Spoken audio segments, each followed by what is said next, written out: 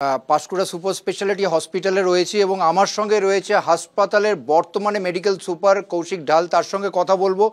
জাহির আব্বাস খানের বিরুদ্ধে অভিযোগ, তার 2008 সালে নাবালিকা ধর্ষণের অভিযোগ ছিল, সে গ্রেপ্তারও হয়েছিল। এগুলো আপনারা জানতেন না?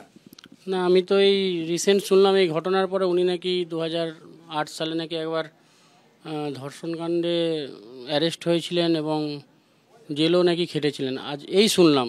এর আগে আপনাদের এখানে যে কর্মীরা বারবার অভিযোগ করছে যে ত্রাসের পরিস্থিতি তৈরি করেছিল, তারা ভয় দেখাতো, আপনার নাম করে ভয় দেখাতো, সেগুলো কিছু জানতেন না? সেটাও তো ওনারা এই মিটিংয়ের পরে আমাকে ডেপুটেশন দিয়ে বললো আপনার নামে এইসব বলতো, আপনাকে উনি হাতে করে রেখেছেন, আপনাকে কিনে রেখেছে, এই সব। যেই জন্য ওনারা ভয়ে আমাকেও বলতে পারতেন না। ওনারাও ভাবতেন যে আমিও ওদেরই হয়তো লোক, সেই জন্য, এবং ওদের নিজেদের জানের প্রাণের ভয়ের জন্য ওনারা কোনোদিন মুখ খোলেননি এই সব বিষয়ে আমার কাছে, বা কারো কাছেই খুলতে পারেননি।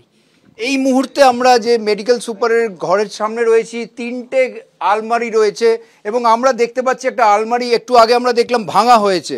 আমরা মেডিকেল সুপারের থেকে জেনে নেব এইটা ভাঙা হলো কেন। এই আলমারি তো আপনার অফিসের আলমারি।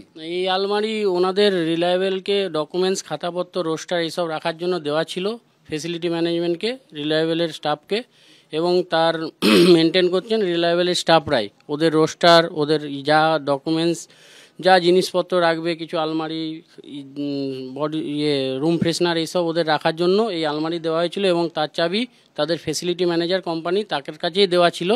কার কাছে ছিল? জাহির আব্বাস খানের কাছে ছিল।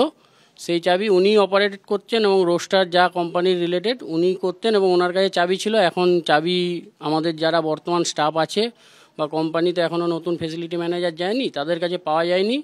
পুলিশি তদন্তের জন্য আমাদের রোস্টার লাগতো, সেই খাতা সেই আলমারির ভিতরে ছিল, কিন্তু জাহির আব্বাস খানের সঙ্গে তো যোগাযোগ করা যায়নি বা চাবিও উনি হ্যান্ডওভার কাউকে করে যাননি। হঠাৎই অ্যারেস্ট হয়েছে, সেই জন্য নাকি জানি না, চাবি ওনার কাছেই নাকি থাকতো শুনছি। কোম্পানি এবার কী করেছে জানি না। চাবি এখানে রেখে যাওয়ার কথা অফিস রুমে। ওনার অবর্তমানে তো ওনার কিছু হলে তো বাকিটা যাতে অপারেট করতে পারে সেই অবস্থা করে রাখা উচিত ছিল, সেই জন্য চাবি খুঁজে পাওয়া যায়নি। তার জন্য পুলিশি তদন্তের জন্য আমরা ভেঙে এই রোস্টার খাতা বের করলাম। বুঝতেই পারছো কীরকম তার প্রভাব প্রতিপত্তি। এই যে রোস্টারের খাতা যে আলমারির মধ্যে থাকে, সেই চাবিগুলো তার কাছেই আছে এবং যেহেতু কর্তৃপক্ষের কাছে নেই, পুলিশি তদন্তে প্রয়োজন, সেই কারণে মেডিকেল সুপার কর্মীদের দিয়ে এই আলমারি ভেঙে বের করছেন। এবং কর্মীদের সঙ্গে আমরা কথা বলবো। তারা প্রত্যেকে কিন্তু উদ্বিগ্ন, তারা স্পষ্ট করে এই যে এই বিষয়ে কথাও বলতে চাইছে না। আপনারা এই যে জানতেন জাহির আব্বাস খান, তার বিষয়ে বারবার অভিযোগ করছে, আপনারা কি অভিজ্ঞতা? আপনার অভিজ্ঞতা বলতে উনি একটা ভয়ের একটা বাতাবরণ সৃষ্টি করে রেখেছিলেন অলরেডি, এবং প্রত্যেকটা স্টাফদের উপর অত্যাচার করে চলছিলেন। এবং এখানে যত বেআইনি কাজকর্ম, টেন্ডার থেকে শুরু করে যত মেডিকেলের যথেষ্ট ইকুইপমেন্ট আছে এবং যত আছে, সমস্ত কিছু উনি 2 নম্বরীভাবে করতেন এবং ছেলেদের উপর এবং মেয়েদের উপর অত্যাচার করতেন।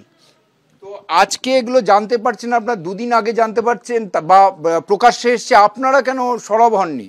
না, আমরা সরব হয়েছি, প্রথম থেকেই সরব ছিলাম, আমরা হয়েওছি। এবং আমাদের ডিপার্টমেন্টটা আলাদা, আমরা যে মেনটেন্যান্স স্টাফ, আমাদের ডিপার্টমেন্টটা আলাদা, কিন্তু আমরা সবসময় ওর প্রতিবাদ করে এসেছি। কিন্তু কোনো সময় যখন ইনি ছিলেন না, এর আগে যিনি সুপার ছিলেন তাদেরকে বলা হয়েছিল, কিন্তু সেইভাবে কেউ কোনো পদক্ষেপ গ্রহণ করেননি। আমাদের সঙ্গে রয়েছেন বর্তমানে যিনি মেডিকেল সুপার। এই যে এই বিষয়ে অভিযোগ যে শুনলেন, কি বলবেন? না দেখুন, আমার কাছে তো উনি সারা জীবন ভালো হয়ে এসছেন, এবং আমি যদি কোনো কমপ্লেন না পাই এবং ভয়ে যদি আমার কাছে কেউ না আসে, সেটা তো আমি প্রশাসনিকভাবে বা লিখিত যদি কিছু না দেয়, আমি তো তার এগেনস্টে স্টেপ নিতে পারবো না।